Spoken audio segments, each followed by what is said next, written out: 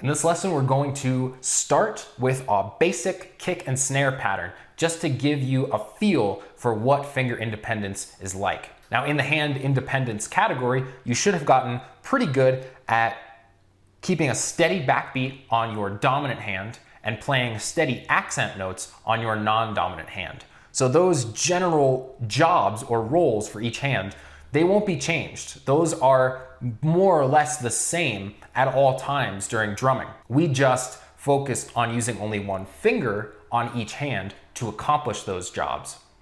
So in finger independence, we're going to start by just introducing you, getting you a little familiar with what it feels like to do those same jobs on each hand. Dominant hand plays the backbeats, non-dominant hand plays the accents, but we're going to split them up between a couple different fingers. So we're going to return again to that standard, most basic, simple beat, quarter note accents on the hi-hat on our dominant hand, and quarter note kick and snare drum on the non-dominant hand. So we've obviously played this beat several times before, but this time we're going to pay attention to which fingers we use on each hand to accomplish these hits. So on our dominant hand, instead of playing with just the index finger on pad 3, in our 4-finger model, that's not where the index finger rests. The index finger rests on pad 2 on the snare. So the middle finger, in this case, playing this groove, we're going to use the middle finger of our dominant hand to hit those quarter note backbeats. We're not going to use our index finger in this exercise on the dominant hand because that comes a little bit later with more advanced stuff. When you start training the index finger in the later lessons of this category, we will get into that using the index finger for filler notes and ghost notes. So for now, just for the backbeat, we are going to use our middle finger on our dominant hand. And then we're going to use our non-dominant resting position here, pad 5 kick, middle finger, pad 6 snare rim shot, index finger, and we're going to execute that same 1-3 kick and 2-4 snare, so 1-2-3-4, but we're going to be using our separate fingers now for each of those sounds. So the middle finger will be doing all the kick hits and the index finger will be doing all the snare hits. So I'm going to start with the backbeat here on my dominant middle finger, and then I'm going to start adding in those simple quarter note accents on my non-dominant.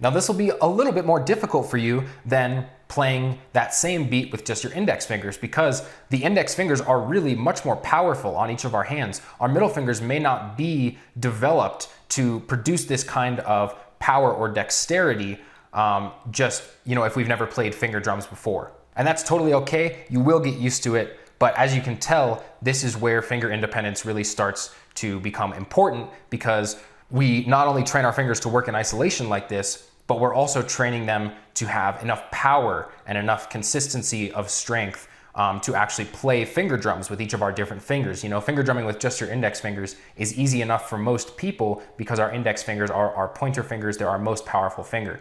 And it's really easy to transfer wrist power into the index fingers. But to do that into the middle fingers is actually quite a bit harder, and to keep them in isolation is even harder still. So let's do another play along. Same groove, except we're going to do an 8th note backbeat this time. So we'll be doing 8th notes on that hi-hat with my middle finger, remember, and then we'll be doing those same quarter notes, kick and snare, with my non-dominant hand, index and middle finger.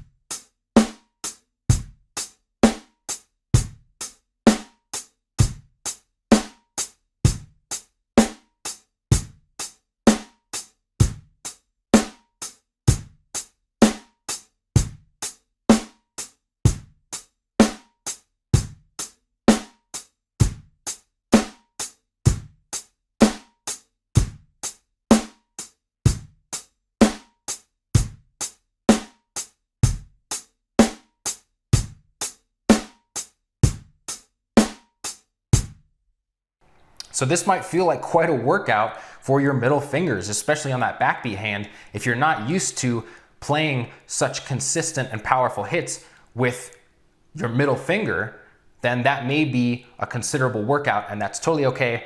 Again, if this feels a little too challenging or difficult for you right now, don't worry. Go back to the hand independence category and do these exercises with just your index fingers again until you've really got them down.